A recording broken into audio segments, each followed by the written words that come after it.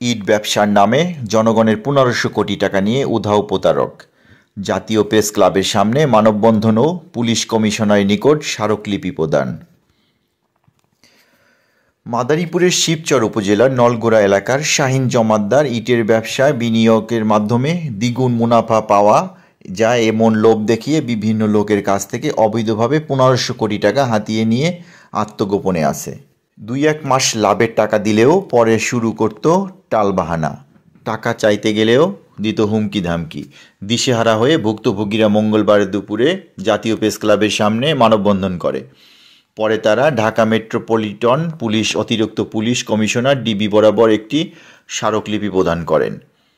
মানববন্ধনে ভুক্তভোগীরা অনতিবিলম্বে প্রতারককে আটক করে তাদের টাকা ফেরত পেতে সরকারের সহযোগিতা কামনা করেন। ভুক্তভোগীরা জানায়, মাদারীপুরের শিবচর উপজেলার নলগোড়া গ্রামের হবি জমাদ্দারের ছেলে শাহীন জমাদ্দার ও কিনেছেন বিপুল পরিমাণ সম্পদ, বাড়ি গাড়ি সবই করেছেন প্রতারণার টাকা দিয়ে। শাহীন দুজনেই সামান্য কৃষি শ্রমিকের কাজ করত। ১.৫ বছর আগেও ইট ভাটা থেকে ইট কিনে খুচরা বিক্রি করত।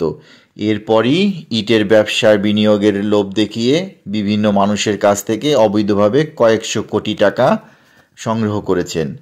অধিক লাভের আশায় বিনিয়োগ ও ফাঁদে পড়ে প্রতারিত হয়েছে কয়েকশো বাসিন্দা। এদের মধ্যে শিক্ষক, সরকারি কর্মচারী, ব্যবসায়ী, গৃহবধূসহ অনেকেই আছেন। প্রতি লাখে মাসে ১৮,০০০ টাকা লাভ দেখিয়ে প্রলোভন দেখানো হতো। অনেকেই ২-১ মাস লাভের টাকা দেওয়া হয়। এতে উৎসাহিত হয়ে আরও অনেকেই বিনিয়োগ করেন। এভাবেই মাত্র কয়েক মাসে শত শত কোটি টাকা হাতিয়ে নিয়েছে এই প্রতারক। বিভিন্ন জায়গায় অভিযোগ দিয়েও কোনো বিচার না পেয়ে ১৫০০ কোটি টাকা আত্মসাতের প্রতিবাদে মঙ্গলবার দুপুরে জাতীয় প্রেস ক্লাবের সামনে মানববন্ধন করে ভুক্তভোগীরা। পরে তারা ঢাকা মেট্রোপলিটন পুলিশ অতিরিক্ত ডিবি বরাবর একটি স্মারকলিপি প্রদান করে। ম্যাক্সিমাম লোকে এখানে ভুক্তভোগী তারা আজকে নিঃস্ব, তারা আজকে পথের ভিখারি হয়ে গেছে। তাদের ঘর নাই, বাড়ি নাই। এই লোকগুলো যাতে সুস্থ বিচার পায়, শিবচর থানা পুলিশ, মাদারীপুর জেলার যে আইন শৃঙ্খলা বাহিনীর লোক রয়েছেন, আপনারা যাতে দ্রুত অ্যাকশনে যান এবং বাংলাদেশ আইনের যে বিচার আছে এই আইনের সেই বিচার হয়, সুস্থ বিচার হয় এবং সাধারণ মানুষ যাতে তাদের টাকা ফিরে পায়, এই আবেদন করার জন্য আমরা আজকে জাতীয় প্রেস ক্লাবের সামনে উপস্থিত হয়েছি। এই মানববন্ধন আপনার আঙুলে নিয়ে অতি দ্রুত এই শাহীনের বিচার করবে। শাহীন জমাদ্দার যে নিজের ব্যবসা করার জন্য মানুষের কাছ থেকে টাকা নিত। ১ লাখ টাকায় ৫ মাস পরে আপনার ৮,০০০ ইট দিল। এই দিনে যে টাকা পয়সা নিতে মানুষের কাছ থেকে, যাহারা খারাপ করে কানা নেংরা কোনো লোক ভাবতে নাই।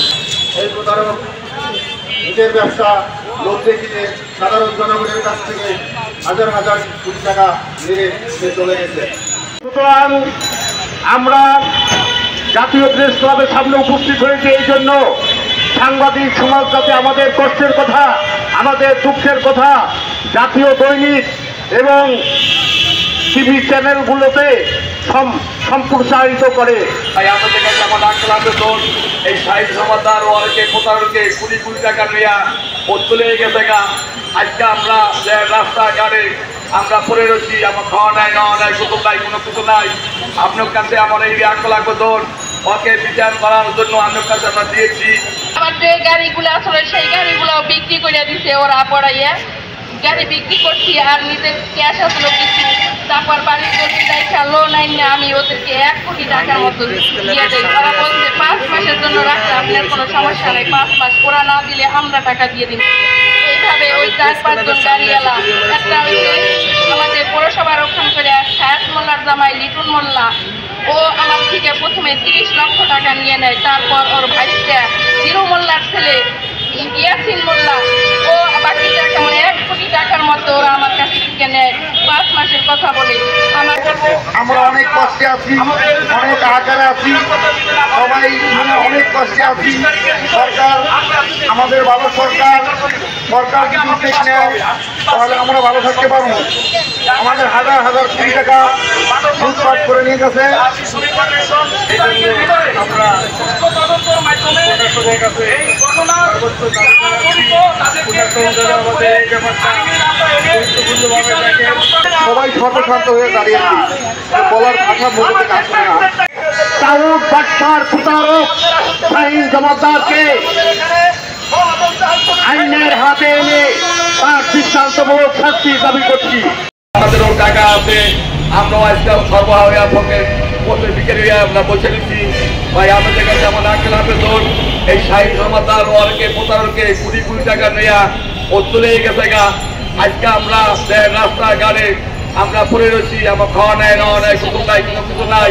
আপনার কাছে আমার এই আঙ্কেল আবেদন ওকে বিচার করার জন্য আপনার কাছে আমরা দিয়েছি।